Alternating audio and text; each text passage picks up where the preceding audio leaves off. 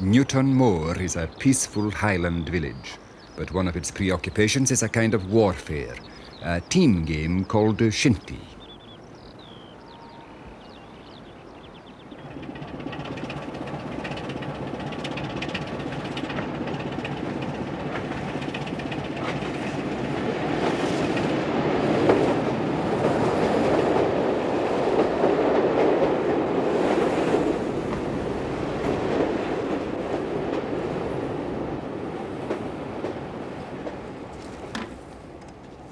What's yourself? See about What's yourself? Newtonmore's on the main line to Inverness, and ever since the railway came through in 1865, the village has had a tourist industry. The rail link is still important to the locals, and in the past year the station has won, yet again, an award for its tidiness. The station master, Jock McIntosh, is also chairman of the Shinty committee. Watch it, Angus!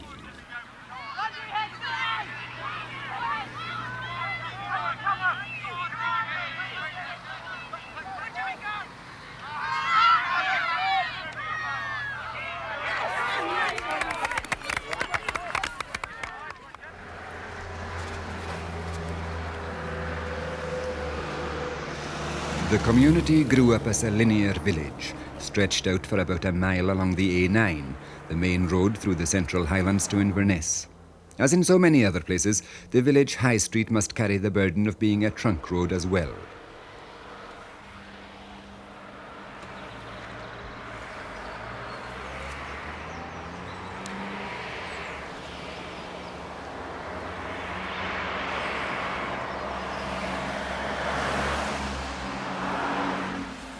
Last year's Shinty trophies go on display, and this week the new season opens with a match against Kingussie, the great rivals a couple of miles up the road. Newtonmore must be one of the few places of its size in Britain without a football pitch. Here, football only happens on the telly. The schoolboys have the use of a fairway on the local golf course to play Shinty, and Jock McIntosh coaches them. Oh, Nick, you're all right. Come on now, Donald. You're offsides here, look.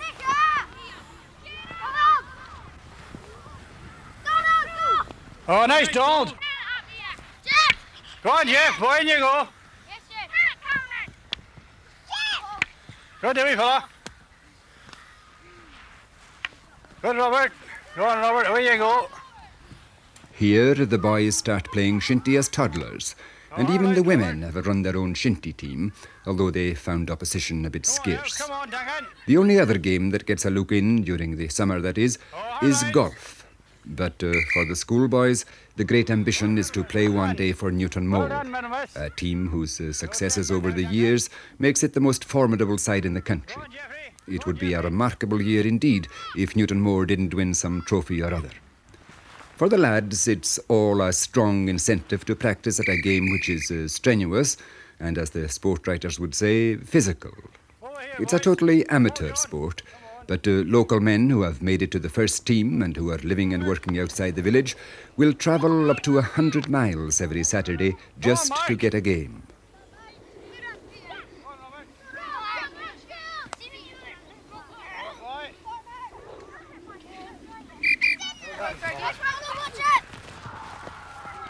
Come on, Donald. Keith. Hello, hello. Right. Come on now, Jeff. Oh, Jeff. Come on.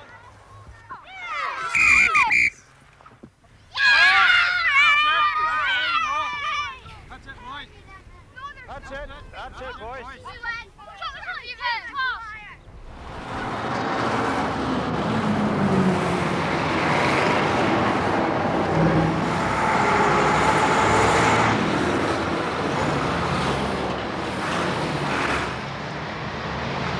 The traffic noise of the main street dominates the village.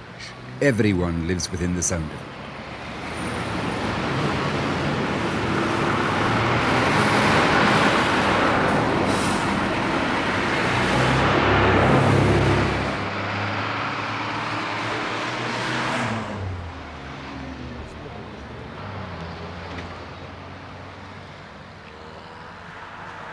The traffic was always heavy enough, but North Sea oil developments have added to it in the last few years. And every summer come the tourist cars and coaches, only now in late September beginning to thin out, letting the village revert to its winter way of life when they do things for themselves and not for visitors.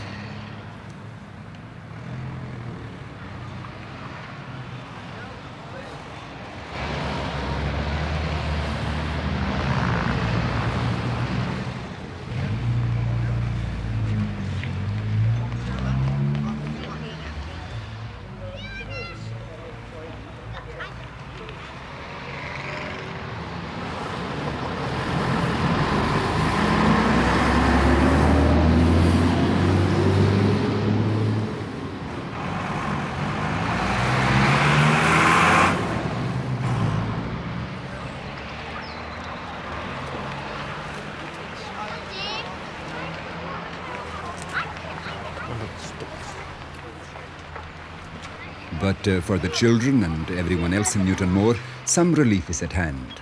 Many locals have found work in building the bypass, which will take most of the heavy traffic away from the main street. Newtonmore will be a much quieter place come November of this year when the bypass is opened.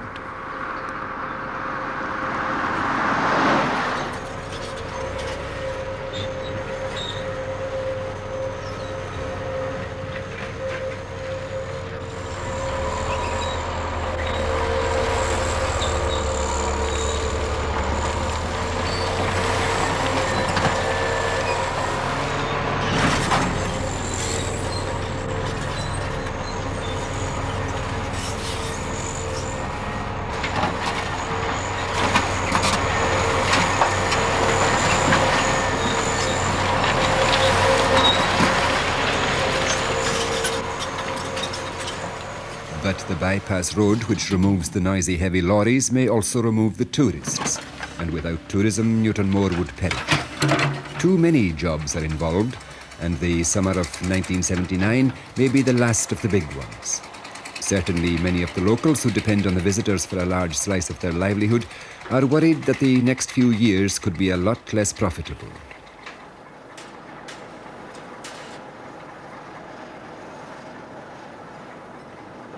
Much of the business in the shops and hotels is passing trade, and there are fears that the new fast road may tempt visitors to speed north to Inverness or south to Perth rather than break their journey at a village which involves a detour, however short that detour may be.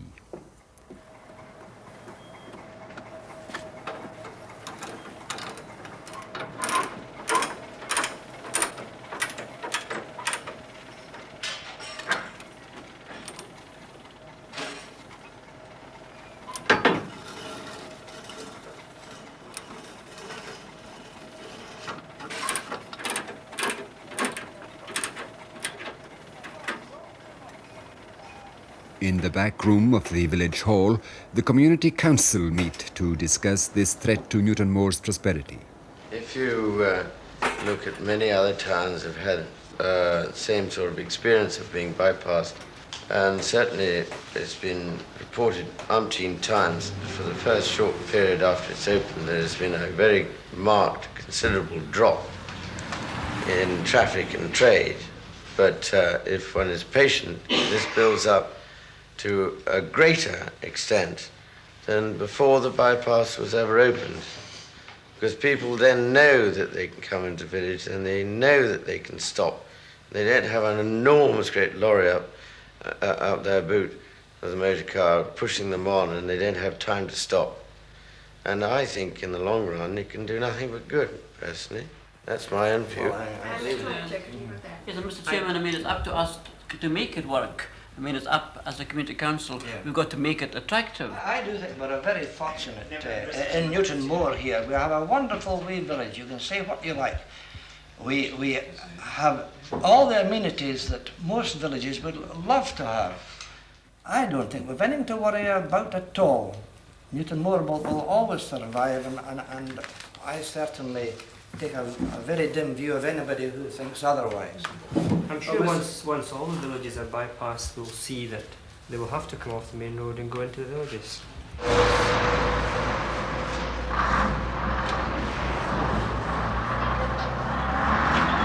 The petrol tanker leaves Billy Kirk's filling station for the last time. The oil company, Shell, who owned the site, have written to Billy explaining that under their rationalisation plans, he is being closed down.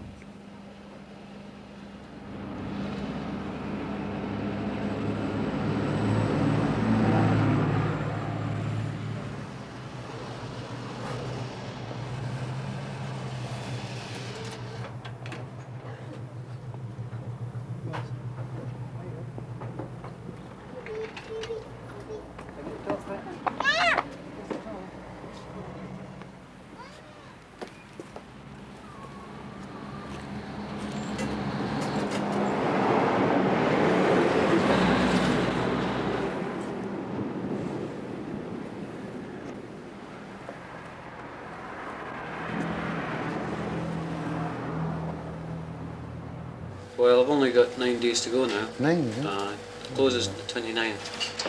What reason do they give for closing that? Is there anything particular? Oh, well, it's just Shell's present economic policy. They're trying to cut out the smaller filling stations yeah. and direct the volume of sales through the bigger ones. Do you think this new road's maybe got something to do with it? Well, initially when I got the the letter from the company saying they were closing the site, I thought to myself, this is because of the new road. New road, yeah. So, but they said that no, it wasn't the new road that was causing this. Oh. It was just their present policy. Policy there. The way they have it, they will sell the site to me, but they won't allow me to And sell therefore petrol sell- from it. ah, So therefore I can't get another Company, yeah. brand of Yeah, petrol in yeah. now. What are you planning to do? We're going to keep the shop on like that? Well, they've put an offer to us to buy the site, so we're going to buy the site and try and maybe expand what we're selling in the shop at the moment, you know. It won't give an income No, sufficient for for me, like yeah, my wife Mary, she'll run the shop and I'll try and get something else, you know. I suppose it won't be all that easy getting a job, because no, yeah, but this time of year too. Of course, the roads will be closed more or less, wouldn't they, with the weather bad? Job getting in. I don't have a trade of any sort, you see.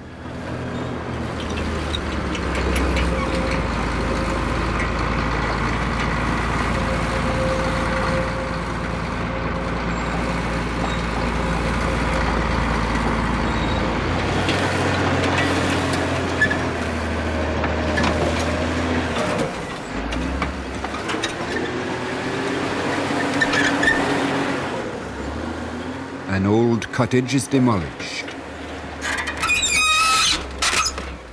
One of the few, for Newtonmore is a relatively modern village, a planned, orderly settlement, quite unlike the sprawling townships so common in the Highlands. It's an English-speaking village on the fringes of the Gaelic-speaking north. What will the first 2 words be? I'm not sure. Hammy. Who said that? Is that you? Well done. But you don't know what running is, do you? It's a much easier word than that one. That's a koshach. This one is... You call that a rui. A rui. It sounds like running, doesn't it? A rui. Hami sanne. Hami koshach. Hami rui. Right, draw it then. That's very good. Chingleva. Hami koshach.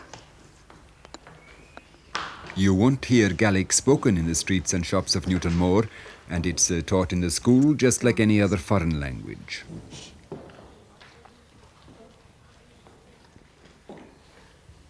Hami rui. Rui. Hami koshach. Hami rui. Gleva.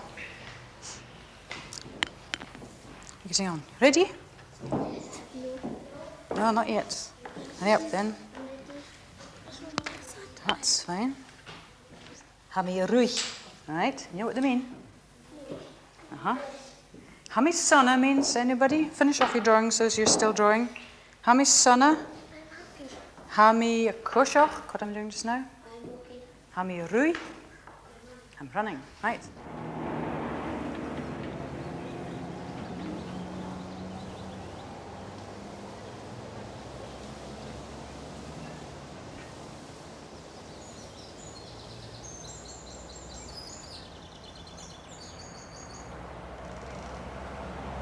Every autumn, at the start of the Shinty season, the pitch is tidied up.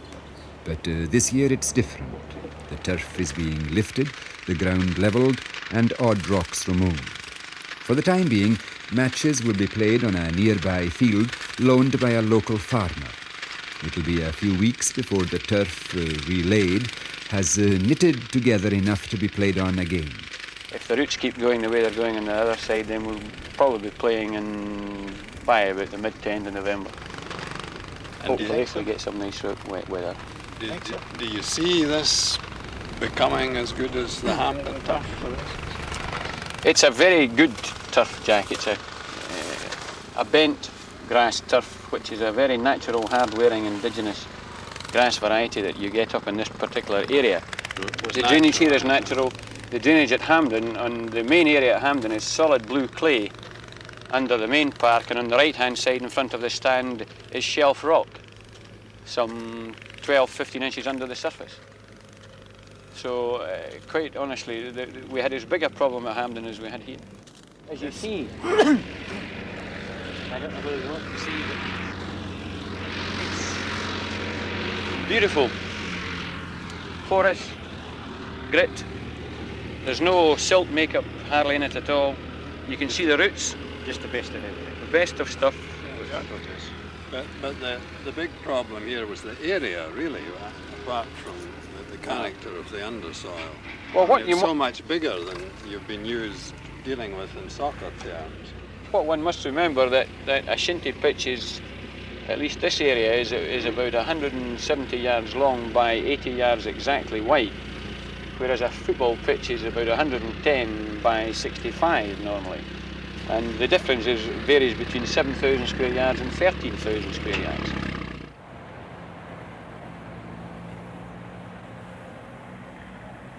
The Area Tourist Authority has stated that with the opening of the bypass, Newtonmore's tourist office may be badly placed. But any threat of not having an office of their own will be resisted by the Community Council. Well, this is a brochure, Spey Valley brochure, and the Craig is, and this week there's a Cayley Week being held there, which seemed very popular.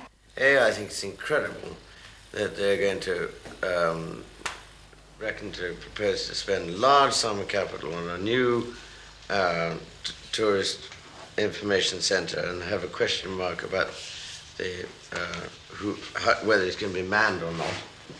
And secondly, that in no way should our local tourist office be disbanded. After all, they envisaged at the time not a manned information office, but some sort of boarding which displayed information to anybody calling there. I would certainly be up in arms if they ever thought of closing the Newtonmore tourist office. I have seen big lorries at the garage that cars can't get into the tourist board office, and I've known them to ask me how they do get into the tourist board office because of lorries parked in the space where they should get in.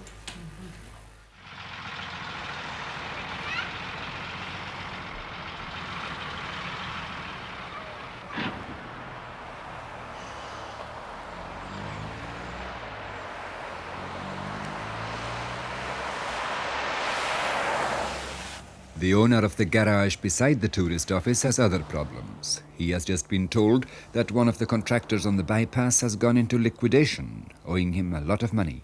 We're having a community council meeting tomorrow night, right. And I thought I would bring up the business of the effect of Nichols' liquidation coming would be on the village. And I know you're very much involved indeed, and can you give me any idea what the position is? It's going to affect everybody, Harry. Yes. I'm down 5,000. Not so bad just now, but the trouble is that when you get down to, say, December and January, and the rates come in, and these people start shouting for tax, it's going to be something then. Because the trouble is, these things might go on for 2 years. Before you get a settlement, which you can afford, of course, can you? Well, one thing about living up here, on Monday morning, I'd a laird in. I know that probably you'll know who I mean as well. Yes, And he told me not to worry. So far as finance was concerned, I wouldn't be let down. Ah, well, that's very comforting. And Oh, that's typical of real you, village isn't it? life, isn't it? Yes, of course it is. Fine. And everybody, I'll say that, a hell of a lot of people have been in and asked about it, as they normally would do. Yes, yes. Well, you know what it's like here. Oh, I know, yes. Aye. Oh, well, we hope things turn out not too badly for you, Bob. Oh, well. Okay? Maybe. I'll report tomorrow night anyway. You could always come up and see me when I'm poor size. As you know, one of the main contractors on the A9 went into voluntary liquidation, resulting in a loss of employment by a number of local lads. I don't know whether any of you have more knowledge than I have as to what the future holds for this firm that went down, whether they'll be able to start up again or whether another firm is taking them over. Have you any knowledge, Ian, at all of it? I understand their contracts will be taken over, but of course the people taking the business over already have many of their own workmen, which is not going to relieve the problem of unemployment for a fair proportion of those who had obtained work here.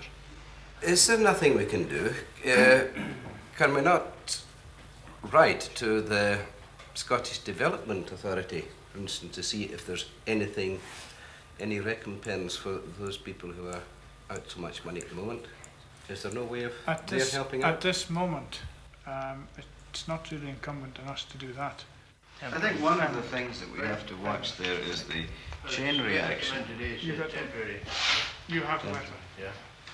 Is the chain reaction through subcontractors who have been employed by that main contractor, the chain reaction through them and again back to the small businesses in the village will obviously have a strong effect. Of course, one of the other points to note there, Harry, is this business of when this all started in this new construction, a lot of the local businesses lost their apprentices and their workmen who were making perhaps 35 or 40 pounds a week. This is quite and now they're earning 150 pounds a week. Now what's going to happen when that road is finished? Are they going to be content to come back to 35 and 40 pounds a week? Or do they follow another construction job somewhere else in the country? We're losing the way. Yeah. This is We've a lost problem butchers, that was going to be with us.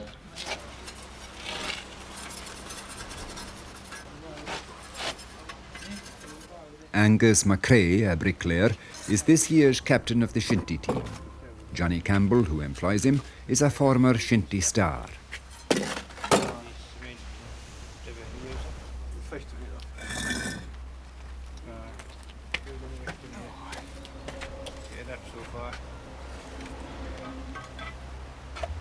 Angus and Johnny will be meeting again this evening at the weekly get-together in a local hotel when the Shinty committee meets to pick the team for Saturday's needle match against Kingussie.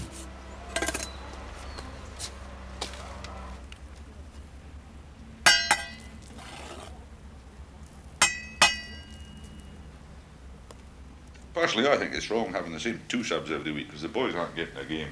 And if they're not going on, they're getting a wee bit annoyed about not playing Shinty. Not that they've said anything personally to me, but they've said, oh, I'd rather be playing. Well, that's I would maybe see more than one of them get a shot, like, because they're all going to end up in the team sometime, maybe. Yeah, you say? No, well. It should be their ambition, but it seems some of them say now it's not their ambition. No. They don't got a game they don't want to play. I don't know if it's changed age, Joe. Oh, I would say it's changed age. What you say is on it? Aye, but I mean, you never had this problem before. Oh, yes. Two boys standing at the sideline. There was one. I've seen the whole team standing on the sideline as well as you have playing them. One reserve it was. It wasn't a substitute either. It was just a reserve. I mean, he knew he had no chance of getting a game. But if you're a substitute, well, you've got a chance of getting a game, surely. Eh?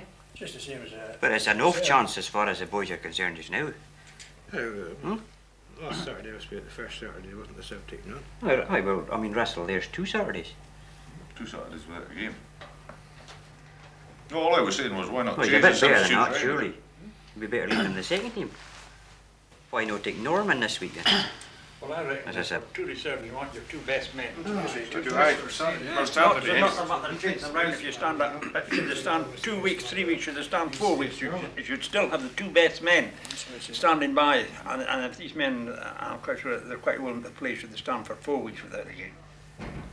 Oh, I've been asked by one of the players from last week, young Michael Ralph. He got rather bad knock and he lost 3 teeth. And it's going to cost him £60. And he was wondering if the club were insured in any way to cover him, rather than losing the money out of his own pocket. He's lost 2 complete ones and half of another one. That was slow.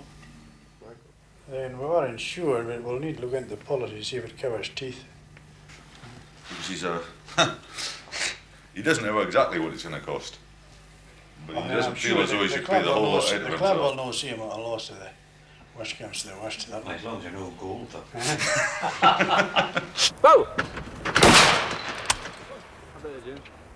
Whoa! Whoa! Whoa! Whoa! Three! Two! Three! Whoa! Three! There are other pastimes, many of them inevitably involving game and fish.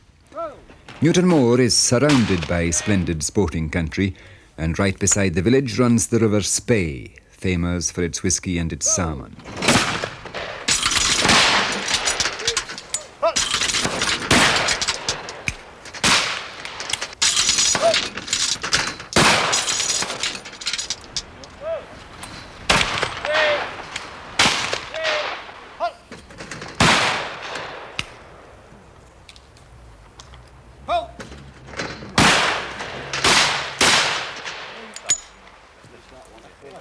But not all of the sporting activities are strictly legal. Salmon poaching is pretty common, but what's not so common is poachers getting caught. 2 local lads did just that, and after the court case they tell their pals all about it.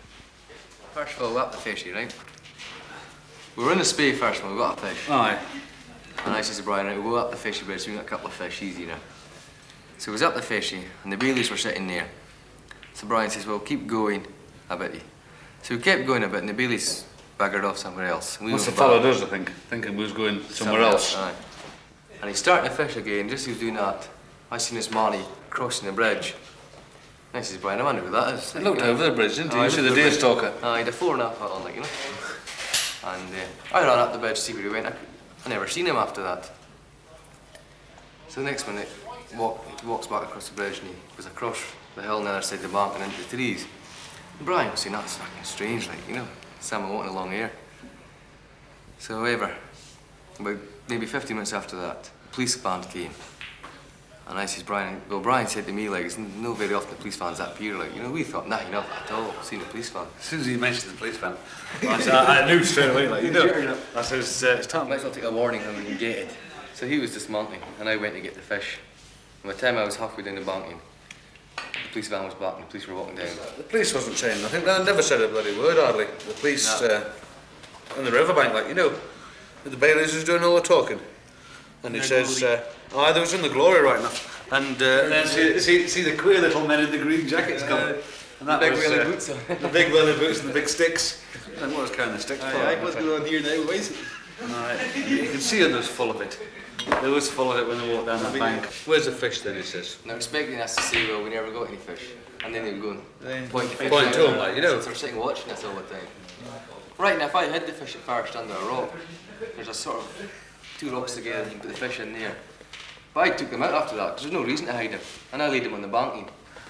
When the court reported, they say they were hid under a rock. Hid under a rock. There's no, Jesus, the only rock down there, 10 men to lift it. Can't hide fish under. It would, I want that good, like, you know. And that was it. And the next bloke to join was, I think he was a chief inspector, was he? That's what he said he was. Maybe just an inspector. Aye. Oh, maybe so, aye. But that's him that said, Sergeant, right, Sergeant, is that enough for you? He is satisfied. He's satisfied. He says, are you satisfied? And everybody says yes. Four bailiffs. The bailiffs and 2 policemen.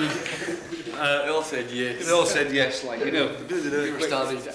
And then he says, what did you, one of the bailiffs, I forget, I think it was that, what was his name there? Big one.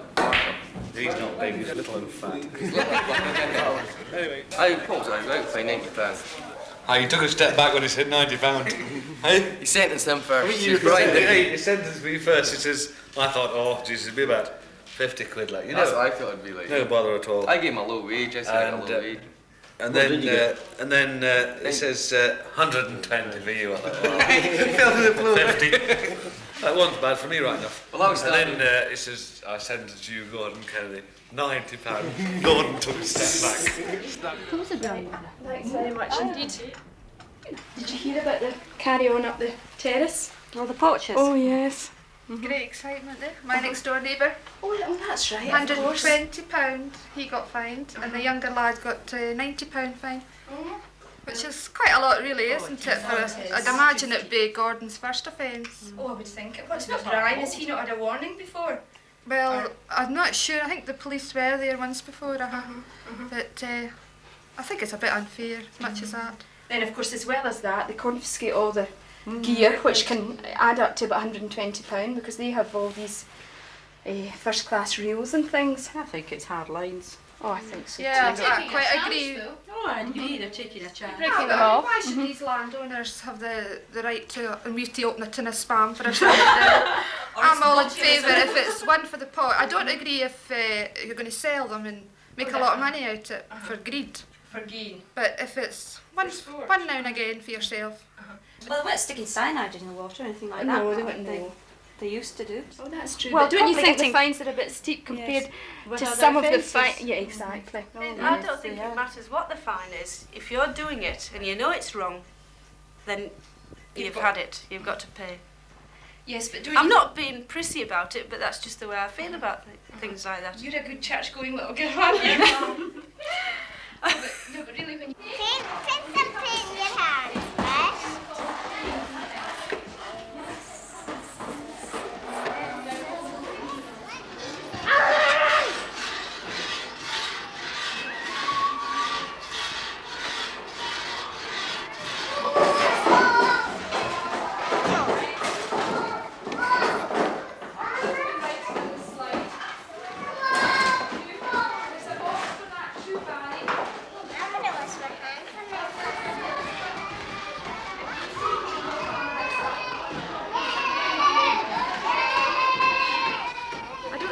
that on just yet, Barry, will we?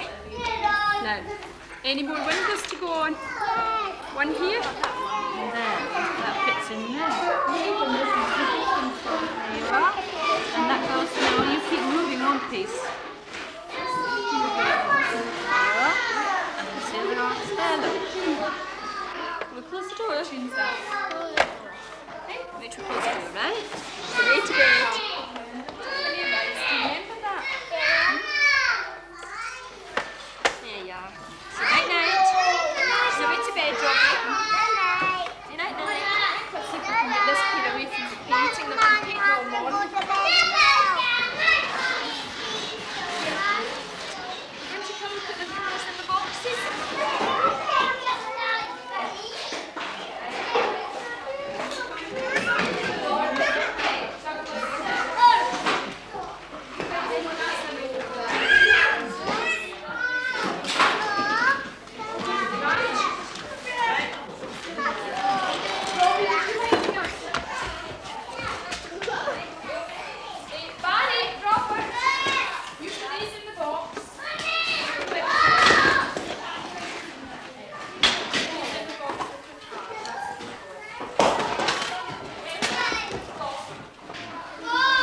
In the evening, this room in the village hall will be the setting for a meeting of the hall trustees.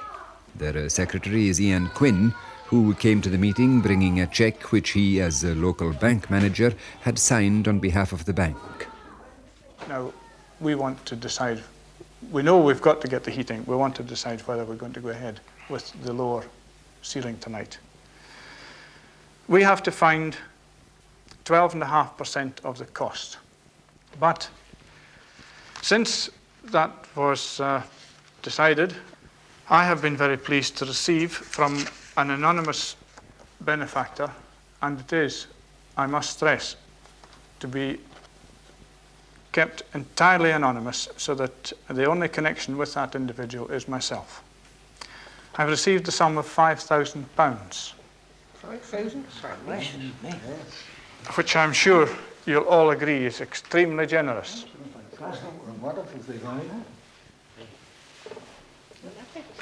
Well, I did get a wee preview just now with a cheque. I couldn't believe my eyes when I saw £5,000. That's only because I'm sitting right next to you.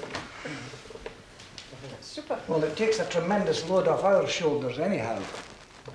We can go ahead with the improvements which are on the cards and do a worthwhile job without having to worry where the money's coming from. And is there a stipulation what we do with it? Is it kept solely for the heating? The only stipulation is for the hall improvements, because this individual was aware that the hall, well, A, that the hall heating had collapsed, and that the hall was needing some improvement just now.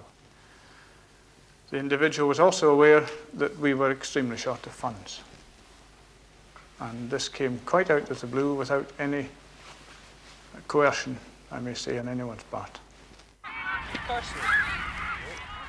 Saturday, Newtonmore in blue and white. The battle is about to begin.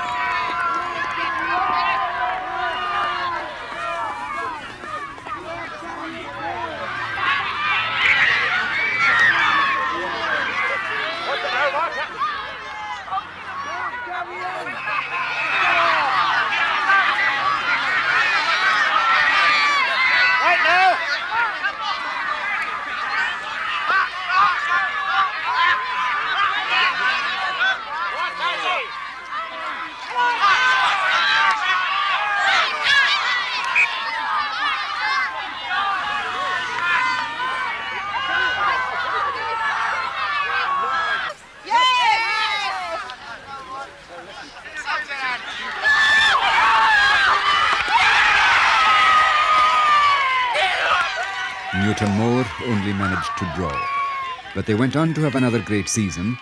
They won the league again and the Scottish Cup for the 24th time. Now, a year later, the relaid Shinty pitch is in use. The village hall is renovated, and Bob Saunders at the garage has given up hope of ever seeing his £5,000 again.